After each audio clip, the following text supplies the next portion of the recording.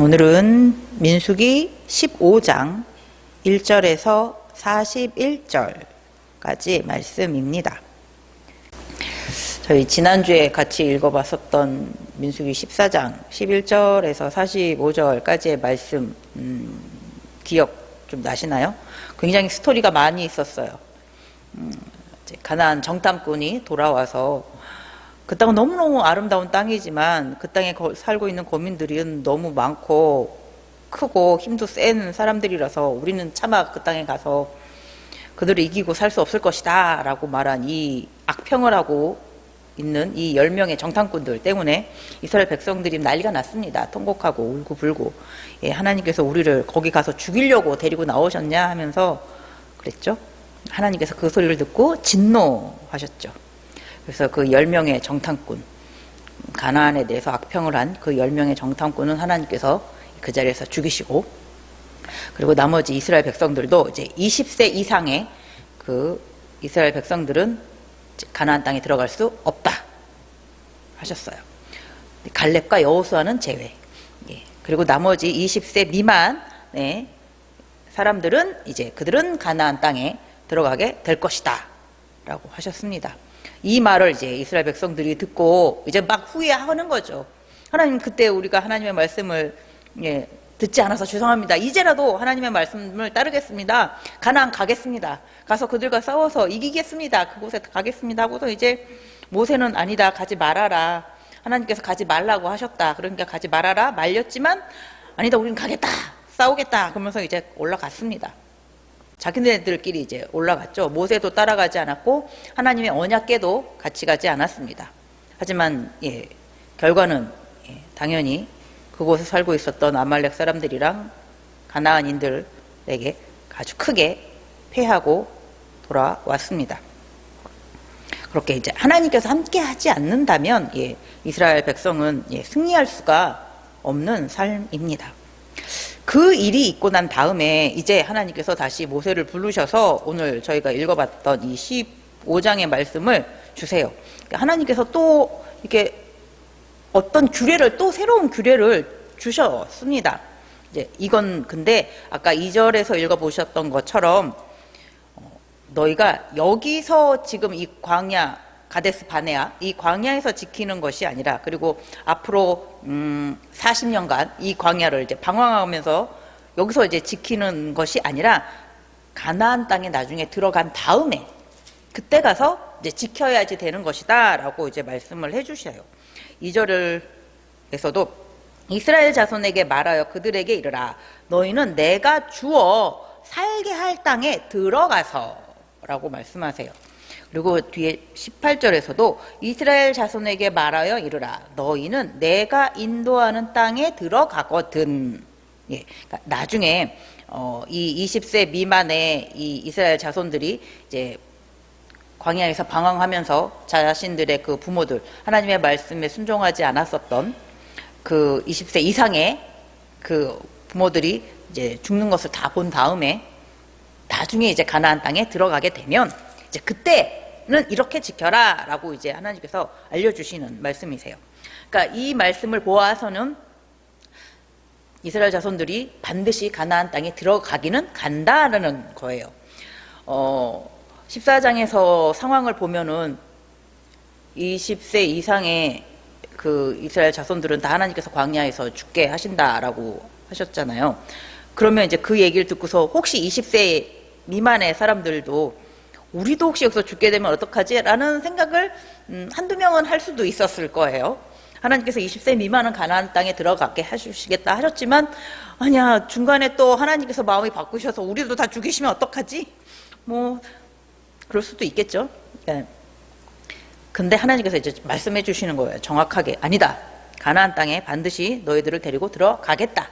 너희들에게 약속했으니까 그 땅에 너희들을 반드시 데리고 들어가겠다라고 이제 전제가 그런 거예요. 그러니까 너희가 나중에 들어갈 땅, 내가 너희에게 줄 땅, 내가 너희를 인도할 그 땅에서 이렇게 해라 라고 지금 말씀해 주시는 겁니다.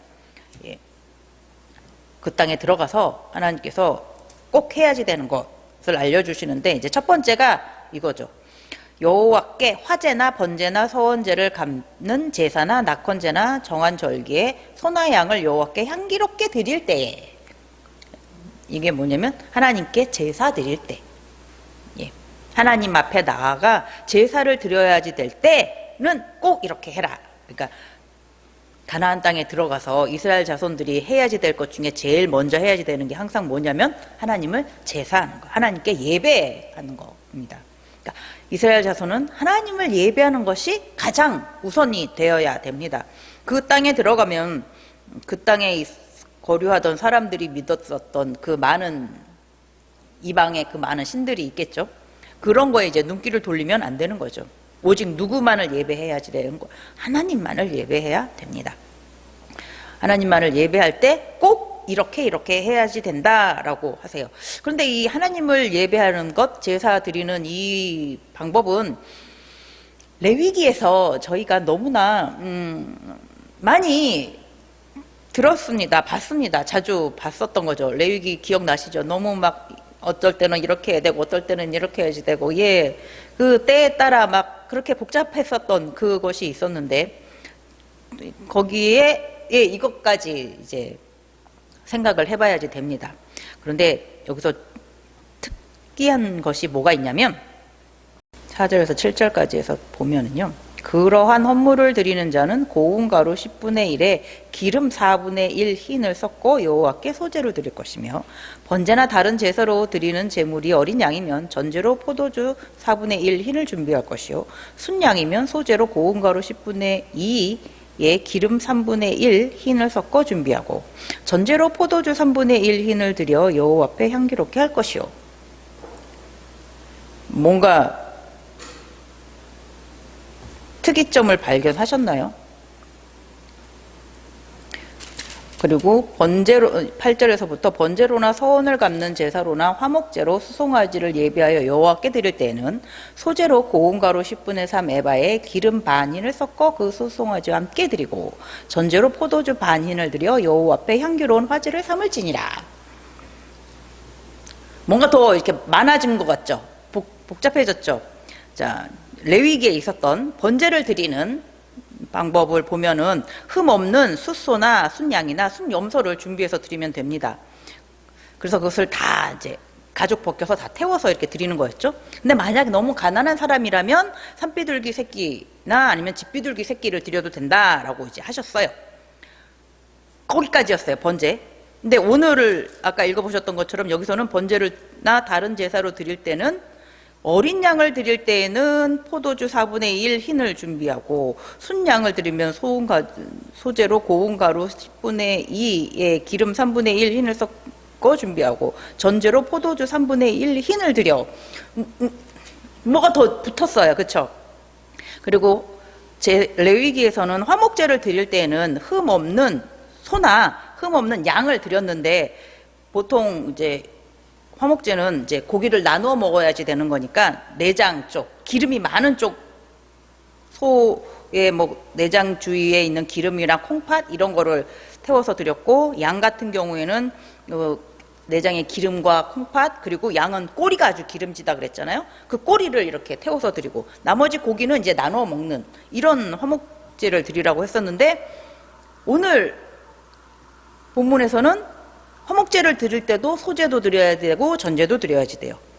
번제나 다른 절기 때마다 드리는 그런 화제, 태워서 드리는 그런 것들도 다 소제도 같이 드리고 전제도 같이 드려야지 되는 거예요.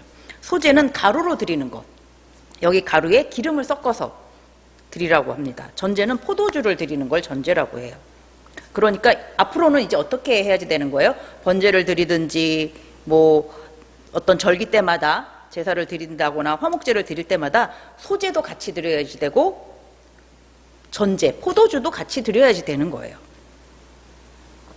그것도 마리수마다 한 마리당 이거예요. 그러니까 2마리를 드리면 곱하기 2 해가지고 소제의 양도 2배로 늘어나고 전제의 양도 2배로 늘어나는 거예요. 앞에 저희가 봤었던 레위기에서는 소제는 그냥 별도, 그 대신 드릴 때는 번제 드릴 때 같이 이렇게 태워서 드려야지 되니까 그렇게 드리는 방식이었는데, 오늘 민수기 15장에서는 모든 번제나 제사를 할 때 화목제까지 드릴 땐 다 소제와 전제를 같이 해서 드려야지 된다라고 좀 내용이 늘어났어요. 자, 그런데 이제 고운 이 가루에 기름을 섞으면 이제 반죽이 되는 거겠죠? 그걸 이제 번제 드리는 그 번제단에 같이 올리면 태워지는데 이제 구워지면서 이제 냄새가 과자 냄새도 같은 것도 날 것이고 빵 냄새 같은 것도 날 것이고, 그쵸? 그리고 포도주도 같이 드려요. 자, 뭔가 스르륵 머리에 스쳐가는 거 있지 않으세요? 예. 예수님께서 제자들에게 주신 떡과 포도주가 딱 스쳐갑니다. 마가복음 14장 22절에서 24절에 보니까 그들이 먹을 때에 예수께서 떡을 가지사 축복하시고 떼어 제자들에게 주시며 이르시되 받으라, 이것은 내 몸이니라 하시고, 떡은 예수님이시죠. 또 잔을 가지사 감사기도 하시고 그들에게 주시니 다 이를 마시매 이르시되 이것은 많은 사람들을 위하여 흘리는 나의 피 곧 언약의 피니라. 예수님께서 주신 그 포도주는 예수님께서 십자가에 죽으실 피, 바로 예수님의 피였습니다. 이렇게 떡과 포도주는 예수님을 나타내고 있는 것이죠.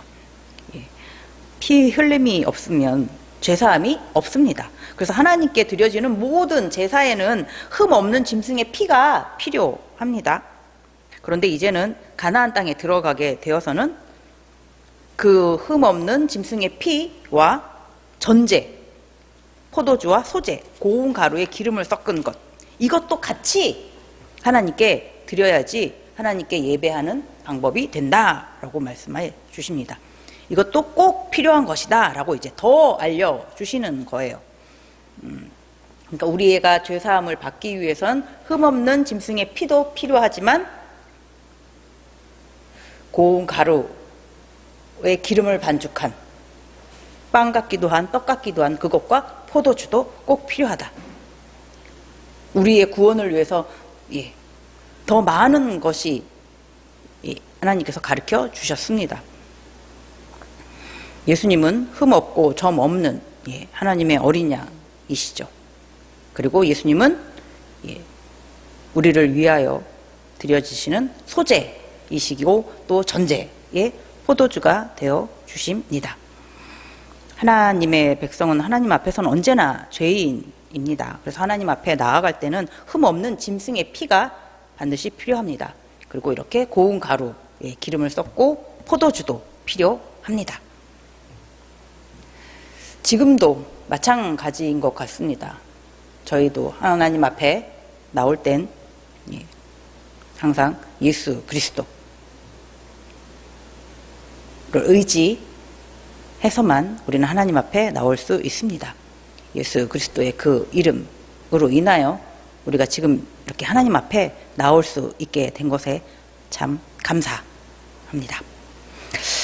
그리고 하나님께서 이제 죄를 지었을 땐 이렇게 해라 라고 알려주세요. 22절에서부터 보면은 너희가 그릇 범죄하여 여호와가 모세에게 말씀하신 이 모든 명령을 지키지 못하되 너희가 그릇 범죄하게 되는 일이 있으면, 그릇 범죄하는 게 부지 중에 모르는 순간에, 그러니까 실수로 이렇게 만약에 너희가 범죄하게 되었을 땐 어떻게 하나님께 제사를 드려라 라고 말씀해 주세요. 그것이 만약에 회중이 범죄를 한 거면 수송아지 한 마리, 그리고 소재로 고운 가루 10분의 3 에바에 기름 2분의 1 흰을 섞어서 준비하고요. 포도주로 2분의 1 흰을 준비해서 번제로 먼저 드리고 순념소 한 마리를 가지고 속죄제를 드려야지 된다.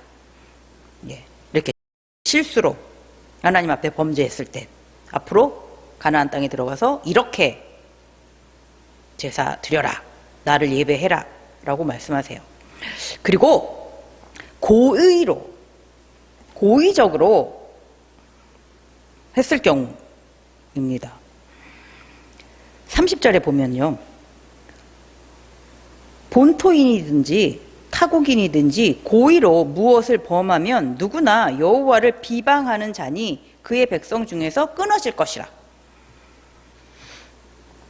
이 고의로 한다라는 것은 이 히브리어로 손을 높이 든 채로 있다라는 건데, 이것이 어떤 권위에 도전하는 이런 표현이에요. 그러니까 고의로, 하나님의 말씀에 고의로 범죄를 했다? 이것은 하나님의 권위에 도전한다? 이런 말이죠. 그리고 하나님을 비방하는 자, 하나님의 모독하는 거죠. 이런 자는 31절에서도 같이 하나님의 말씀을 멸시하고 그의 명령을 파괴하였은즉, 그것은 하나님을 멸시하는 것이고 하나님의 명령을 파괴하는 것과 같다. 그렇죠? 그런 자는 하나님께서 그 백성에서 온전히 끊어지게 하실 것이다 라고 말씀하십니다. 그러니까 고의적으로 하나님의 말씀을 어기는 것, 그리고 하나님을 비방하는 것, 하나님을 모독하는 것, 이것은 절대로 해서는 안 되는 것이죠. 하나님께서 그 백성에게서 끊어지게 하신다라고 하세요. 즉 그의 죄악이 자기에게로 돌아가게 해서 온전히 끊어지리라. 그렇죠? 하나님의 명령을 파괴했기에 그 사람은 백성들에게서 파괴되는 거죠. 하나님의 말씀을 멸시했길래 그는 하나님의 백성에서 멸시받는 자가 되는 것입니다. 그러면서 이제 32절에서 36절까지의 말씀은 예를 들어준 거예요. 어떤 이스라엘 자손이 있었습니다. 아마 이게 이스라엘 자손이 광야에 거류할 때에라고 되어 있는 걸 보면 광야에서 거류했었을 때 이런 일이 있었다라는 거죠. 어떤 사람이 안식일에 나무를 했습니다. 그것을 발견한 사람들이 모세와 아론 앞에 그 사람을 데리고 왔습니다. 이 사람을 어떻게 해야지 됩니까? 안식일에 아무것도 하지 말라고 했는데 이 사람은 나무를 했습니다. 이것을 어찌해야지 됩니까? 라고 했을 때 이제 모세가 하나님께 여쭤봤습니다. 35절, 36절 보면요. 여호와께서 모세에게 이르시되 그 사람을 반드시 죽일지니 온 회중이 진영 밖에서 돌로 그를 칠지니라. 온 회중이 곧 그를 진영 밖으로 끌어내고 돌로 그를 쳐 죽여서 여호와께서 모세에게 명령하신 대로 하니라. 예. 하나님께서 안식일에 나무 한 자를 돌로 쳐서 죽이라고 하셨습니다. 그리고 그래서 진짜 그렇게 했습니다.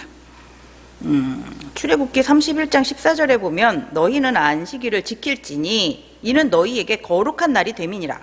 그 날을 더럽히는 자는 모두 죽일지며 그 날에 일하는 자는 모두 그 백성 중에서 그 생명이 끊어지리라.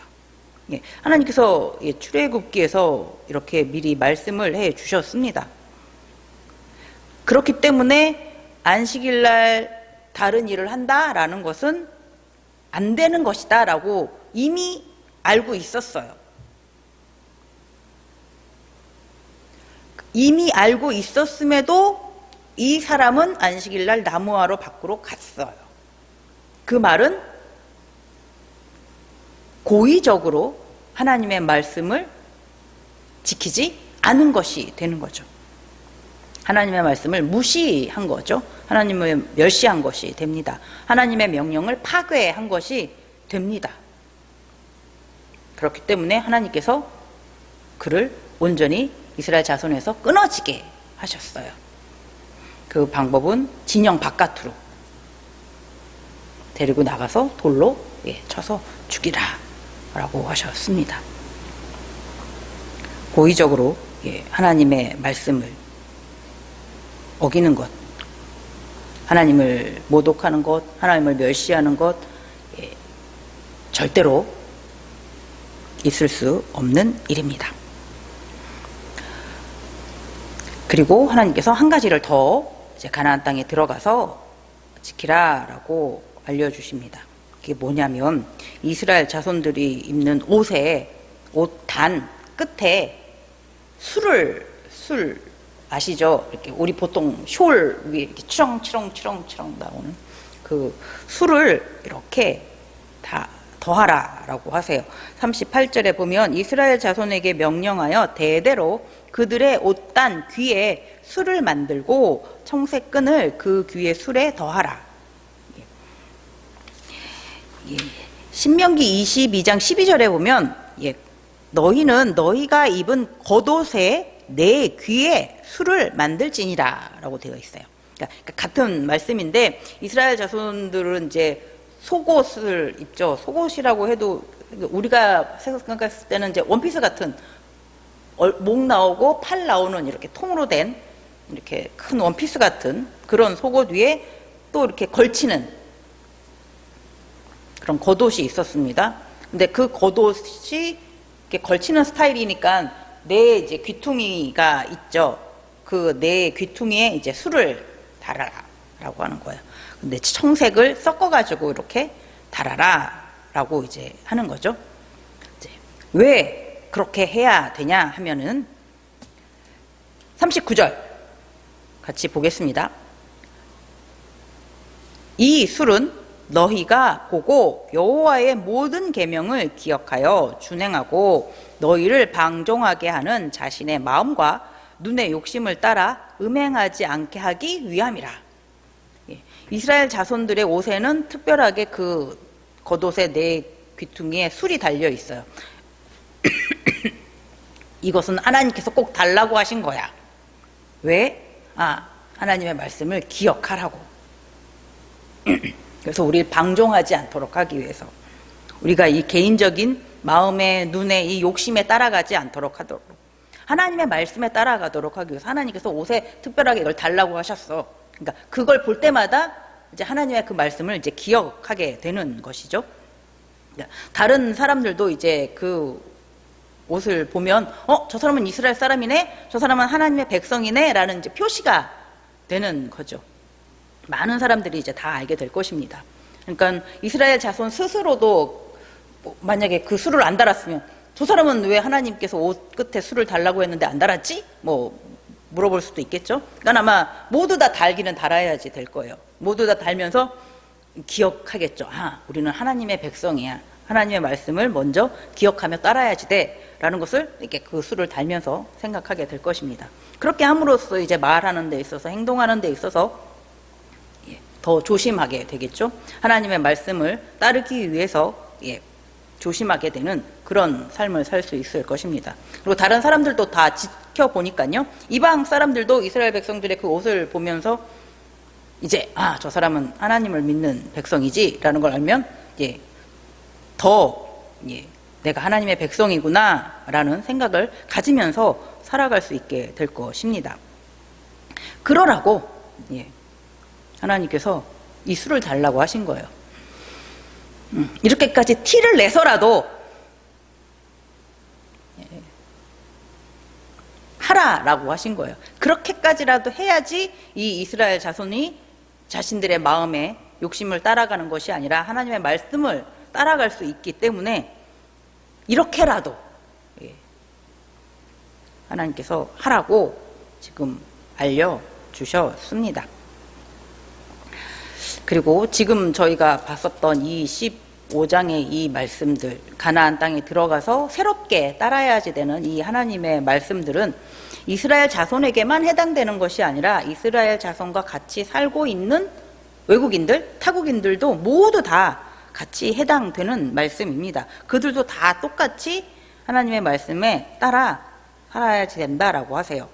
너희 중에 거류하는 타국인이나 너희 중에 대대로 있는 자나 누구든지 여호와께 향기로운 화제를 드릴 때에는 너희가 하는 대로 그도 그리할 것이요.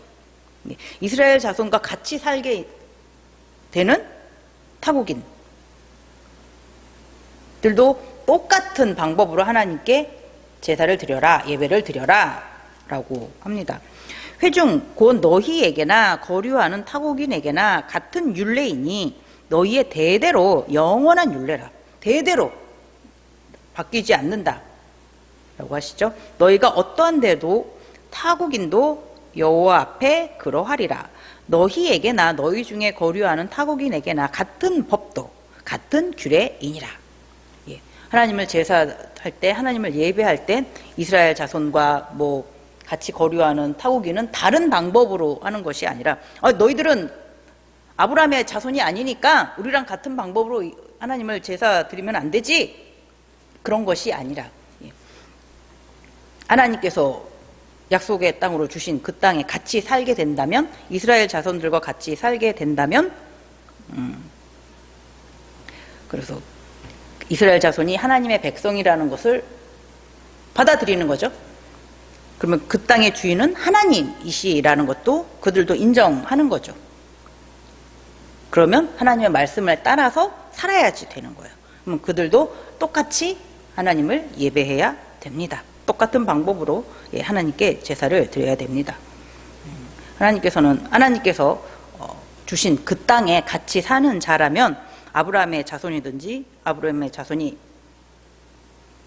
혈연으로는 아브라함의 자손이 아니라 할지라도 하나님은 차별을 하지 않으신다라고 하세요. 하지만 아브라함의 자손은 혈연만 있는 것이 아니었습니다. 갈라디아서 3장 7절에 그런즉 믿음으로 말미암은 자들은 아브라함의 자손인 줄 알지어다. 믿음으로도 아브라함의 자손이 이루어졌습니다.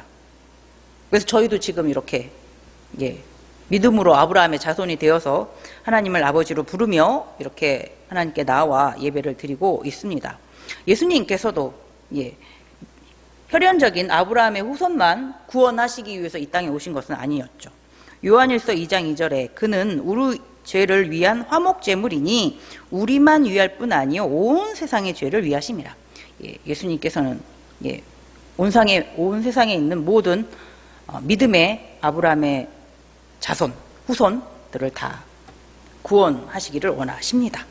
그래서 예수님께서 화목제물이 되어 주셨습니다. 항상 우리를 구원해 주신 하나님의 그 크신 사랑을 기억하는 자가 되어야겠습니다. 예수님의 그 희생을 항상 잊지 않는 자가 되어야겠습니다. 그래서 오늘 말씀에서 40절 그리고 41절 하나님께서 이렇게 말씀해 주세요. 40절, 41절을 같이 읽어보겠습니다. 그리하여 너희가 내 모든 계명을 기억하고 행하면 너희의 하나님 앞에 거룩하리라. 나는 여호와 너희 하나님이라. 나는 너희의 하나님이 되려고 너희를 애굽 땅에서 인도해 내었으니라. 나는 여호와 너희의 하나님이니라. 아멘. 하나님께서는 당신이 어떤 분이신가를 이스라엘 자손들이 영원히 기억하기를 바라십니다. 애굽의 노예로 있었던 이스라엘 자손을 구원해 내신 하나님, 약속의 땅 가나안 땅을 주신 하나님, 그 하나님을 영원히 기억하기를 바라세요. 그래서 그 옷 끝에 술까지 그렇게 눈에 보이게까지 하나님 그것을 보면서라도 항상 잊지 않도록 그렇게까지 해 주셨습니다.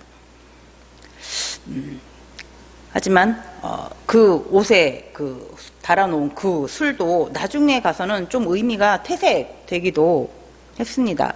마태복음 23장 5절에 보면 그들의 모든 행위를 사람에게 보이고자 하나니 곧 그 경문띠를 넓게 하며 옷수를 길게 하고, 서기관들이랑 바리새인들의 옷수를 길게 더 잘 보이겠죠?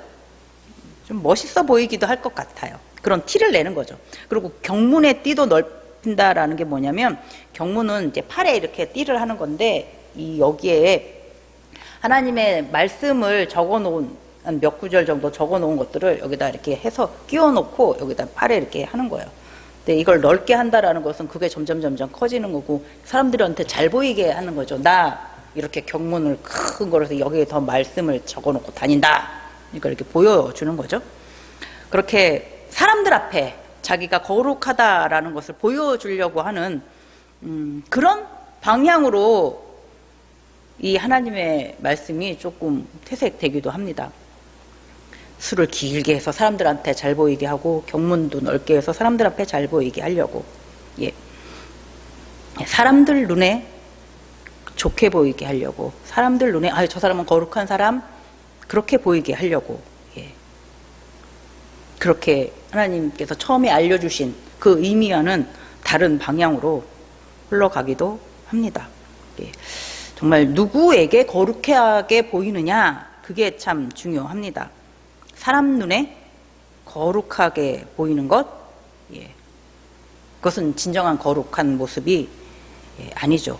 그래서 40절 끝에 너의 하나님 앞에 거룩하리라. 하나님 앞에 거룩해져야 됩니다. 우리 모두 하나님 앞에 거룩한 성도가 되기를 우리는 소망하고 있습니다. 우리가 지금 이만큼 거룩한 상태가 된 것도 사실 하나님께서 이렇게 거룩하게 해 주신 것이죠. 하나님께서 우리가 예수를 그리스도로 영접할 수 있도록 그렇게 믿음을 주셨기에 우린 지금 이렇게 거룩한 하나님의 자녀로 거듭날 수 있게 되었습니다. 우리는 우리의 노력으로는 거룩해질 수가 없습니다. 그 사실을 항상 기억하고 있어야 됩니다. 하나님께서는 할례도, 겉의 할례도 필요하지만 마음의 할례가 더 중요하다라고 말씀도 해주셨죠. 신명기 30장 6절에 네 하나님 여호와께서 네 마음과 네 자손의 마음에 할례를 베푸사 너로 마음을 다하며 뜻을 다하여 네 하나님 여호와를 사랑하게 하사 너로 생명을 얻게 하실 것이며. 하나님은 이스라엘 자손이다, 하나님의 자손이다 라는 그 할례도 사실은 마음에 베푸시기를 원하십니다. 마음의 할례가 더 중요합니다. 그러니까 이 옷단 끝에 술을 달게 하셨지만, 그래서 하나님의 백성이며 하나님의 말씀을 따라 살아라 라고 알려주셨지만, 그것이 사람 눈에 좋게 보이게 하는 것이 아니라 하나님 눈에 좋게 보이게 해야지 되죠. 그러니까 마음에 항상 이 술을 잘 달고 있는 것이 더 중요합니다. 하나님의 말씀을 더 기억하며 하나님의 말씀에 따라 사는 모습이 더 중요합니다. 우리를 죄와 사망에서 구원해 주신 하나님의 사랑을 항상 가슴에, 마음에 새기는, 기억하는 그런 성도가 되시기를 바랍니다. 그리고 우리를 죄와 사망에서 구원하기 위해서 우리를 대신하여 십자가에 피 흘려 죽으신, 그 많은 고난을 감당해 주신 그 예수님의 사랑을 매일매일 기억하시는, 그래서 매일매일 감사하는 그런 우리 모두가 되기를 바랍니다. 기도하겠습니다.